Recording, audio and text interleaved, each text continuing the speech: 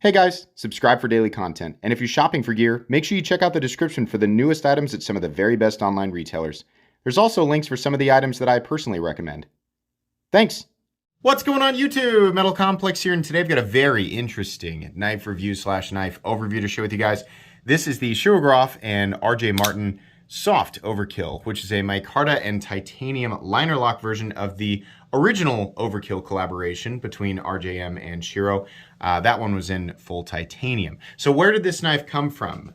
This model was limited to 300 pieces, and it was a lottery at Recon 1. That means that you had to enter to win the chance to buy this thing. That is the demand for this. Let's just be clear right off the bat. That's how high the demand was for this thing. You had to enter to win the opportunity to buy it. So I know that there are people chomping at the bit to complain about the price tag, but just remember, there were so many people ready to buy this thing that they had to win a lottery to be able to do it. The only place that you can get it now is on the secondary market for, I think the lowest price one of these I saw on eBay was $200 over the original asking price. So you are about to watch a review on a very expensive knife that is no longer available unless you want to go to the secondary market. So if that's not for you, I completely understand, but just know what you're about to invest your time in. Thanks so much to my generous patrons who are supporting me right now. There's a link for Patreon right down below. And please make sure to follow me on Instagram at metal_complex. Believe me, guys, we will talk about that price tag. We definitely will. Let's go ahead and do some size comparisons. That looks different than the one that you unboxed, Metal Complex. Yeah, it's because I traded it. I got the original OD green one. It came in 3 colors, black, OD green, and red. And I traded it for somebody saying, hey, I got the black one, you want to trade? So I did. Let's go ahead and put it up against the Ontario Rat Model 1 and the Ontario Rat Model 2. You can see that this is a big knife. How big? It probably would have helped if I measured it first, like I usually do, right? The overall length of the Soft Overkill is about the same length as pretty much all the other Shiros I've got in my collection. That's 8.75 inches. The blade length is coming in at 4 inches. And your cutting edge is coming in at about 3.85 inches. So very good ratios there. Big knife, definitely bigger than the Ontario Rat 1 or 2. How about up against the Spyderco PM2 and the Spyderco Para 3? Still a big knife. Last but not least, let's go ahead and put it up against the Benchmade Griptilian, or in this case, the Ritter Hogue, and the Benchmade Bug Out. There you go, big knife. How about up against some Shirogorovs? I know that there are people in here watching this wanting to know, compared to other Shirogorovs, right? How about up against the Shirogorov Quantum? Now, let me be clear here. We're at an angle, so it's going to look like it's a little bit bigger, but the Quantum is actually also, I believe, the exact same length. Yes, it is absolutely. In fact, the Quantum is actually a bit longer. The Quantum, the F3, right? The F3NS, that's also the same, and the F95, this is the new one. These guys are all the same length, right? It just looks like one might be longer than the other, but it's about the exact same size as some of these other famous production Shirogorov models, which, by the way, let's be clear, this is a production model. This is not a custom division model. They might have a custom division version of it, but this is a production knife, an extremely expensive production knife. One of the most, if not the most expensive production knives that I have ever shown on this channel, but definitely a production knife. How's the action on this guy? Holy moly, this thing is on roller bearings. The action is ridiculously smooth, and it is definitely the smoothest Shirogorov that I have ever handled outside of the original Overkill, the full titanium one. These roller bearings are not the same thing as the multi-row bearings that you get in like the F3NS and the Quantum and the F95 Zero, etc., etc. They are unbelievably smooth. Now, to couple that... I think I said this in the original Overkill video, but if I didn't, let me make it very clear. This is the best flipper I have ever handled. Did you guys hear that? Sorry, I got so excited I just spit on this knife. This is the best flipper I have ever handled. That is ridiculous. That breakaway from the detent is so crisp, and that lockout is so distinct. The blade is weighted so perfectly off the break of the detent. That flipper tab, while it is incredibly, it's a pretty big flipper tab, right? This is so perfect. Oh my gosh. I've never handled a flipper that I like more than that. That is the best feeling flipper I have ever handled. I mean, and if you don't know, I've got about 2,600 uploads. I have handled my fair share of knives in all price ranges, right? You name a flipper, and I have handled it, I'm pretty sure. This thing freaking kicks. Holy crap. I didn't think it could get better than, some of the other famous, just really good flippers out there, right? There was a time where I thought the ZT-0562 is the best flipper ever, right? And then I handled like 100 knives I thought were the same or better. And then this thing, head and shoulders above everything else. It's ridiculous. This one has a tiny little bit of lock stick. I have definitely experienced worse, and I've definitely had much worse wear in and become completely smooth, right? So I'm not really worried about that. If you've got one of these that has lock stick, don't freak out about it. It goes away eventually. This just has a little bit. There is absolutely no double clutch or anything like that. And as you can see, it is extremely drop shutty. I mean, extremely. If I turn that thing, we're at a little bit of an angle right here. If I turn it hard enough, that blade is coming down on my finger, and that's definitely not something that I want. Action, good, perfect. Best I've ever felt off the flipper tab. Let's go ahead and do carry profile. This guy is thicker than the original Overkill because it's got liners and micarta scales. So it is actually fairly thick, right? Putting it up against like the F95, quite a bit thicker. Putting it up against like the F3, for those of you who are, comparing to Shiro's, it's about the same, right? So then and here's the Quantum. Putting it up against the Quantum, it's actually a little bit thicker than the Quantum as well. I don't mind that at all. Carry profile, for those of you who are actually going to carry it. I know people who ever carry them. There are some people who carry them, right? The most expensive knife that I personally carry is about $1,500. And, so those people are out there. It just doesn't really, do us any good to talk about whether or not they exist. They'll exist if they exist, right? And the people who spend the money on the darn thing can choose to do with it what they please in any case. Length and height. This guy is definitely longer than the Para 3. It's actually maybe exactly the same length as the PM2.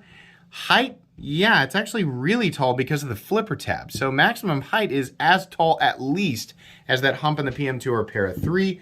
So just be aware of that. If the only thing that you carry in your knife pocket is your knife, then no big deal, right? But if you carry a bunch of other crap, then yeah, that might bother you. Hardware check. Metal Complex, you can't do the hardware check because it's proprietary hardware. Look at that proprietary hardware that there's definitely not a common tool that would fit in here. It cracks me up. So what I use for this is I've got 2 credit cards taped together in the shape of a flathead, and then they're sanded down to fit this exactly. It works perfectly. The only thing that sucks is that Shirogorov insists on using a free spinning pivot. Now, fortunately, these are machined tight enough that you can literally just use your thumb, hold it there, and then adjust this other side, right? You can do the exact same thing for the, I was about to say the body screw. That's the case with something like this, right? This guy is going to require something a little bit different, right? If you really wanted to, you can fashion something to, mess with that if you want. You can get into it. It's pretty minimal. It would still be a lot easier if they used Torx, right? So this is cool. I feel like most people who pick these up are never going to want to get into them. If you want to, you can buy their fancy tool for, I don't know, what is it, $250 if you can find it brand new. I think that's kind of ridiculous. I kind of wish that, especially like, why this thing, why are we doing that? I don't think that's a good idea, but that's what they did, right? So if you really want to get into it, I have seen worse proprietary hardware, but that's what we're working with here. So what are you gonna do? Let's go ahead and move into weight. So we are looking at micarta. Micarta! How could the hell micarta not expensive material? How come on expensive knife, right? Is that the majority of the comments down there? Is that, right? If you look down there, is that mainly what it's consisting of? That's the initial thought, right? You know, whatever. That's what's going to be down there. There's nothing I can say to undo that. The weight on this guy, titanium micarta and M398 steel. Yes, M398. That is different than M390. 4.76 ounces. Not bad. Not perfect ratios, but not bad for a 4-inch blade. Pretty good. Okay. Oh yeah, blade stock thickness. Let's go ahead and measure that. I think that this guy's coming in at something like maybe 145 thousandths. That's my guess. And here we go. 150 thousandths. Okay. So roughly same territory as your general Shirogorovs. So my favorite Shirogorov knife, and honestly my favorite design of all time, is the F3. Mainly because it is a titanium liner lock and not an exposed frame lock. I also like that the scales are contoured and fill the hand a bit better than some of these other models. Very good. This I like for a lot of the same reasons, right? The original Overkill is a little bit thinner and it's an exposed titanium liner lock, which is fine. I'm sorry, exposed titanium frame lock, which is fine. But a liner lock, especially considering how thick these things are, like the titanium liner itself, in terms of strength and reliability, there's essentially no difference between this and the frame lock version. This is just a better design, right? Now, the micarta. Why did they go with micarta and not carbon? I don't know. But, you know, if you're wondering, like, you know, that much money for micarta, if your instinct is to immediately jump, believe me, we're going to talk about the price tag, because I think the price tag is high, right? But in this territory, the materials themselves, the base materials, right? Of course, we are looking at titanium M398. Those are expected materials in this price range, right? But the base materials themselves have very little to do with the overall price tag, right? Now, there are definitely materials that we don't expect in this price range, but the difference between something like micarta and carbon fiber is pretty marginal in terms of what it would cost Shirogorov to just buy those things, right, and then just have them. Like, it's not much difference, right? Even if we went full titanium, there's a little bit more. I think it's a little bit more involved, a little bit more expensive, but it's what it costs to take those things and turn them into this, right? So it's more than just micarta. It is a weird choice, definitely. Personally, if you want to know what I think, I would have just preferred carbon fiber because I think it looks better and feels better with the general theme and everything that's going on, right? But it's not like I feel like I'm getting my face ripped off because there's micarta on here. I do think that we got our faces ripped off a little bit, just the overall price tag, right? But it's not because of micarta, right? Let's not reduce it to that. The micarta does look good, though. This is certainly not the same thing that you're going to get on, right? If you pick up a CJRB in micarta or something like that, or a cheap knife that's made in China with micarta, the machining definitely isn't as good. You definitely have little fibers poking out here or there, little things like that. But again, right, just because we've got nicely chamfered edges on this micarta doesn't justify that price tag. I don't want to get hung up on that. The micarta looks good. It is the quality that I would expect if they were going to put micarta on a knife of this size. Curiously, it really isn't contoured at all. There's like a little line right here, and there's kind of a bevel, but there's no contouring. I really wish that they had done something like this, right? I mean, this is really nice, what they did with the F3, but they didn't. It's pretty flat. Funny enough, though, it really doesn't feel that blocky. The edges are all, where they start to chamfer it, it's fairly far back and nothing sharp. RJ Martin has pretty classic kind of steak knife ergonomic lines, right? And same with the blade. So this isn't an unbelievably comfortable knife to hold. If you were actually going to take this thing out and use it, which people always seem surprised that knives like this, right? There's this weird thing in the knife world where any knife that's over a certain price tag, people just automatically assume that it isn't durable for some reason, right? Like, oh, it's expensive, it's pocket jewelry, it's not actually meant to be used, and then that turns into, then it's not durable, right? Or that it's frail in some way. No. Not at all. If you want to take this thing out and use it, it'll definitely stand up to it, right? Not saying pry things in half or, use it as a ladder or stepping stone or something like that, but no, it'll definitely stand up to it for sure. This is an unbelievably comfortable knife to hang on to and use. The pocket clip is actually really well designed. It's just sunk in there so far that getting the seam of your pocket underneath it is kind of a chore. I honestly don't like it when they do that. I understand the point. It's to keep the entire clip is kind of buried lower than it would otherwise be, and I guess it helps the clip keep it clipped to your pants. It could have just been flat, like we didn't really need this pocket underneath the clip. It looks neat, right? I appreciate it, but I would have liked the bill of the clip to be just a bit higher. It still is flat enough and knocked down enough that it's not creating any ergonomic issue whatsoever. The ergonomics on this are extremely good, extremely good. The F3 is a little bit better, but this guy is extremely good. Access to this lock bar is also very generous. This is extremely easy to disengage. There's just no work involved. I mean, on this guy, just overcoming the slight lock stick is the only hindrance that exists whatsoever, right? The knife is otherwise perfect. The flipper tab, like I said, it's long, but gosh, it makes for an awesome flipping experience. Really, the leverage, there's no jimping needed whatsoever. And the fact that it is so rounded and doesn't have any jimping or rough spots on it makes it really comfortable when you're getting up as close as you can right behind that edge, right? So, pretty nice. They went with decorative jimping. Again, like this area is a little bit easier. This up here doesn't do anything. It's the same crap that they pull with this guy, the F95, and definitely with the F3. Like, why are you guys even doing this? Make it functional. I think the only knife that I have that has remotely the only Shirogorov I have that's remotely functional in the jimping department is the Quantum, and even that, it's pretty knocked down. They used to do something more along the lines of like what you see on the Spyderco PM2 and Para 3.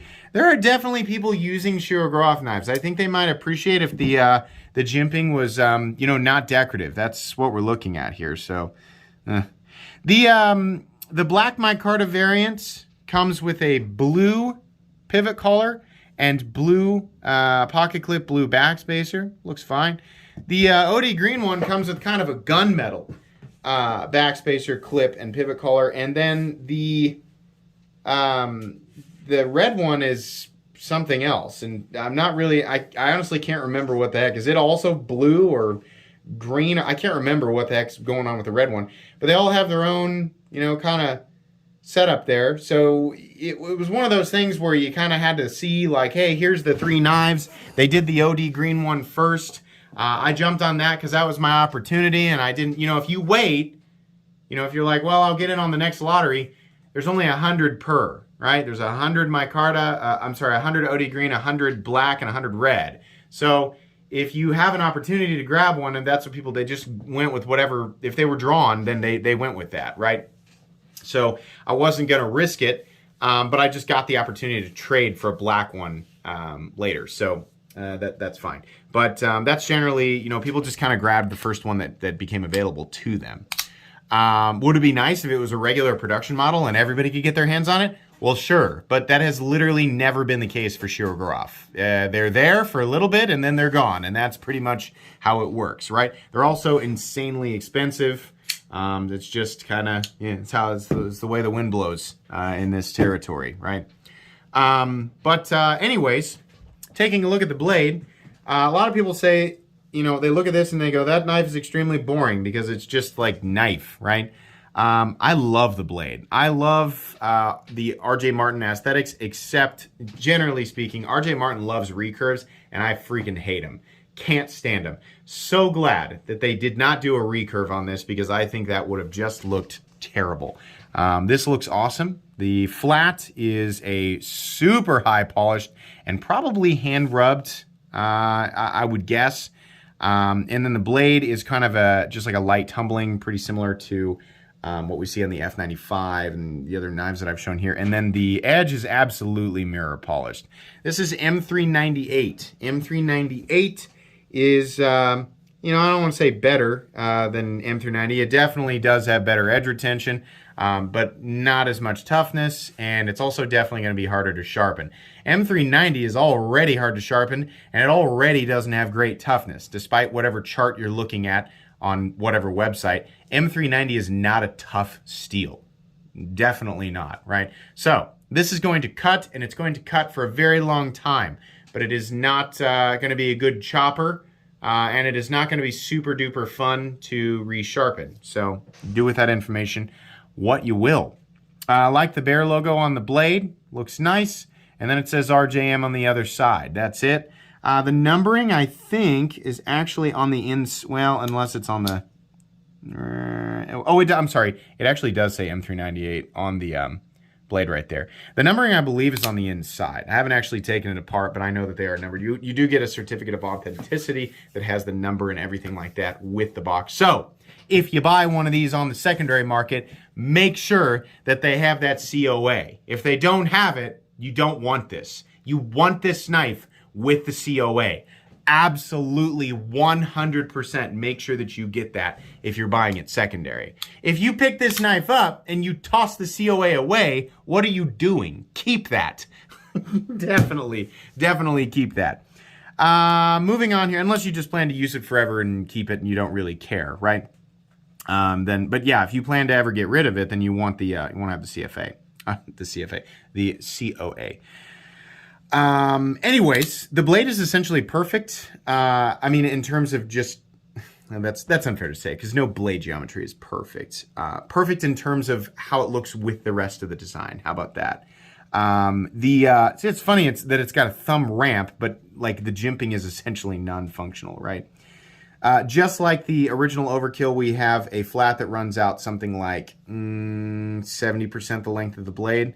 Fairly robust. In fact, very robust out to the tip, which is probably a good thing with this being M398. This is not ultra thin behind the edge, but not necessarily thick behind the edge either. I would call it about medium. It is definitely sharp though. Holy moly, that is a super duper sharp edge. Absolutely. I mean, that's the case with Shirogorov knives. Sorry, I think there's some oil or something that I rubbed all the way down this blade, and so it's leaving this long sort of cloudy, yeah, there we go. I wiped most of it off there. Yeah, incredibly sharp edge, and that mirror polishing, oh my gosh, that is just beautiful. Can we get a nice close-up on that? Yeah, that just looks spectacular. And it is perfect all the way down. Really, really nice job on that, right? Some little details like this that make Shirogorov knives, cost more money, right? Little details that not everybody appreciates or cares about, but they're definitely details that make things like this cost more money. Anyways. The pivot collar looks great. The pivot itself looks great. The hardware always looking cool. One side of the pivot is definitely softened up versus the adjustment side, so you can always tell, like, this is definitely the side you're meant to adjust. With this side, it's more decorative. It's not really lipped to get a tool in there. Excuse me. We have this area that's been carved out here, mainly just, I think, for looks. It's not like it's adding any tactical advantage to the lanyard that you, for some reason, might attach there. But if you really want a lanyard attached to this beautiful thing, if you really want to ruin the aesthetic of this beautiful knife by attaching some gigantic, gaudy, flail of a lanyard, then hey, you bought it. You can do whatever you want with it. I'm just kidding. I mean, yeah, you can do it. I love to attack lanyards. I just don't like them. Anyways, the backspacer looks good. I love how they sort of sink it into the liners here, and they carve these areas out into the liners just to give it a different aesthetic right here. just to give it something more than just like a flat or a flush backspacer. It looks nice. I appreciate that. The backspacer itself also looks good. This matte blue, I think, does look pretty good with black. Honestly, if I could kind of Frankenstein my best version of it, I would have taken the black micarta and the gunmetal parts from the OD green one. I thought that those looked awesome, whatever that was. The pocket clip itself looks fantastic, and like I said, it's the way that it carries, plenty deep, not super shallow. Getting it, like the retention of it and how it carries in your pocket is fantastic. It's just getting that pocket clip up over the pocket seam that's going to be problematic sometimes. But other than that, yeah, great. And then we've got a hidden screw. You know what? I just realized the number is actually right here, and we didn't look at the inside. These are always very skeletonized. So you can see there lots of milling on the inside for weight reduction. And then your serialization is right here. So I think, can we see, is it gonna let me show you?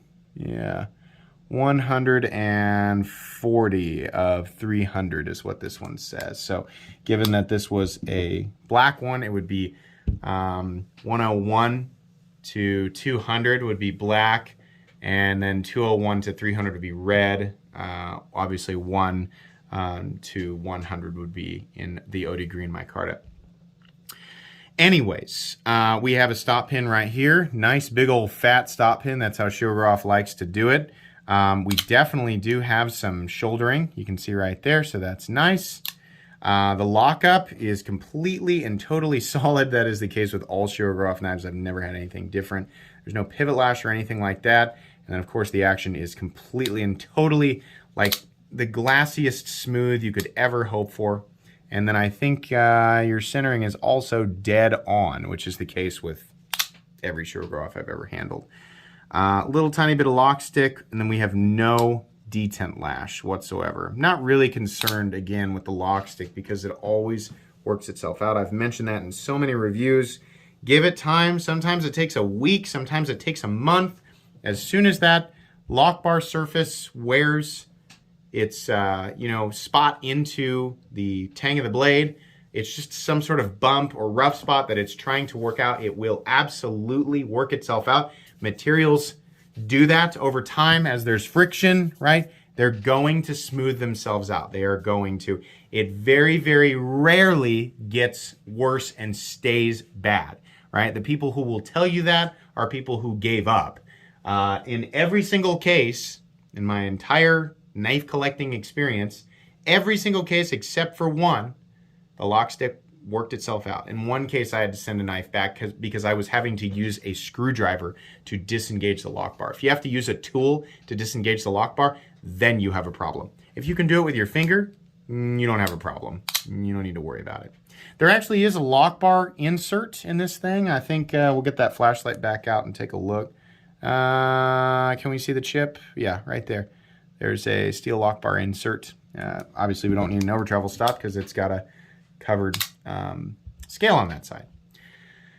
Okay, so overall, what do I think? I mean, as a user knife, yeah, this is incredible. If Shirogorov could find a way to make this like a regular, you know what I wish they'd do is kind of like what they did with the Quantum. They made like a way less expensive version of it, right? I wish they would do that. I mean, here's the truth, guys. You're definitely paying for the fact that this is a limited run. You're also paying for the fact that this is an RJM. They knew good and well that it didn't really matter how many they made, they were going to sell. And then people were going to turn around and flip them on the secondary market for money. Now, I'm not interested in doing that, so don't ask me. I'm not going to sell this to you. I wouldn't sell it for $5,000. I wouldn't sell it for $500, right? It's just not going to happen. But people are going to do that, right? So, is the price insane, and what is the price? Yes, the price is insane. I think it came in just shy of $1,700. It comes in a little over $1,700 after everything's all said and done, right? That is a ridiculous amount of money to pay for this. So yeah, it's really nice, and the blade is cool and has the extra polishing, and it's M398, and it's got a mirror polished edge. Wow, and it's an RJM. None of that is enough to justify a $1,700 price tag. But then again, It doesn't have to. It doesn't have to because they sold it, right? That's the thing. I can sit here and complain about the price all I want. They sold it. It's gone. And people are obviously buying them on the secondary market for more money. So they probably could have asked for more. I mean, it's one of those things where things are just worth what people are willing to pay for them. Now, if you want me to judge it up against other things that I have handled that are regular production knives in the Shirogorov department, are Shirogorovs, you know, should they be more pricey than regular folding knives? Absolutely. Absolutely. They're totally, they feel completely and totally different. They feel completely and totally refined compared to knives that are in the $200, $300, $400, $500 category that are utilizing similar materials. It is not about the materials, it's about execution of said materials, right? Their manufacturing costs are also not cheap. So, this guy, $1,700. The F95 Zero is, I think, $1,150 or $1,200. The Quantum, again, $1,150 or $1,200. And then we have the F3 for $900. The F3 is way better. It's just a way better design. We're looking at, you know, M390 and carbon fiber on a titanium liner lock, right? I mean, there's no difference really in the overall build quality between the F3 and this guy. The only difference is just that the blade is a little bit more polished and it's M398. Ooh, wow, right? Yeah, no, this guy is insanely overpriced. This guy feels like about maybe a $1,000 knife. Feels like it's got maybe $100 more in it versus this guy. But, you know, that's just the thing, I guess. Everybody who bought it has to overpay in that sense, but they were buying something that was going to be immediately worth more money, right? So the people who bought it they weren't going into it going, wow, I'm buying dollar for dollar, right? A knife that is worth every last penny in terms of its overall execution and build quality. No, they were going in going, I'm buying a collector's item that is going to be rare and sought after and is immediately worth more money the moment it's bought, right? It's one of those things. Now, this is frustrating to some people, but sorry, welcome to the knife world. It's been like this for a very long time. Stuff like this exists. You don't have to buy it. You can move on with your life and ignore that it even exists, right? I do wish that they would do a production version of this and make it more reasonably priced. The problem is that anything with RJM on it is simply going to cost more money. Even if they did do a less expensive version of it, there's no way that it's going to come in, you know, anywhere near what it should, right? As it stands currently, far and away the best price Shirogorov, far and away, is the F3NS. These are all great, and I'm really happy that I own them. You know, if you're a knife collector, a knife enthusiast, we very often overpay for the things that we love, right? So it makes us question what our actual value systems are, right? If we are saying that's overpriced and then we're still buying it, is it really overpriced to us? I don't know. But from being objective as possible here, the F3 is, if you're looking for a Shirogorov, not only is the F3NS the best priced Shirogorov, it's, in my opinion, it's the best folding knife design that's ever existed. So, yeah, to conclude here, this is kind of like a Shirogorov video. This is a cool knife, right? Is it worth $1,700? No, but that doesn't. It's kind of silly saying that because you can't get it right now for anything less than $1,900. If it's not worth $1,700, it's certainly not worth $1,900. But people seem to be buying it for that. So what are you gonna do, right? This is a cool knife, excellent design. I really like it. I was really hoping that the scales were slightly contoured, and I was also really hoping that maybe that flipper tab wasn't quite so gigantic. There was a part of me that thought, is this going to be like the ultimate Shiro? Is it going to feel even better than my F3NS? And the answer is no, but the flipping action sure is, right? If I'm going to rate them on flipping action alone, the F3NS is fine, but it doesn't hold a candle to this guy, right? If you're looking for the ultimate flipper knife, and you love Shirogorovs, and you love RJ Martin, and you just have to have M398 steel, well, by God, this is the knife for you. For everybody else, there's a lot of other stuff out there. There's a lot of stuff to spend your money on, right? So do what you want, but not my number one recommended Shirogorov by a long shot. Certainly not my number one recommended knife by a long shot. Cool though, and definitely still one of my favorite knives out there. Just like, I mean, it sounds, this is really conflicting information. I still love this design. It brings me a lot of joy. I love it almost as much as the original Overkill. I think I still like the original Overkill a little bit better. And again, that's conflicting because people say you like liner locks more than frame locks. I think it just kind of worked a little bit better with the Overkill, the original one. So this will still go in my favorite knives of all time playlist, but let me make this clear. This is not a recommended knife by a long shot. It just doesn't, there's too many reasons not to go after this, right? It's cool, but yeah, there's other stuff out there. Anyways, I think that's going to be pretty much it. Please make sure to follow me on Instagram at metal_complex. If you enjoyed this video, leave a like. If you'd like to check out my other content, I do, of course, have lots of videos of knives that are either expensive or inexpensive that I do or don't like, so check those out. And if you enjoy all my content, go ahead and click on that Metal Complex logo right there and subscribe because there's definitely more coming. Thanks again for watching, everybody, and have a great day.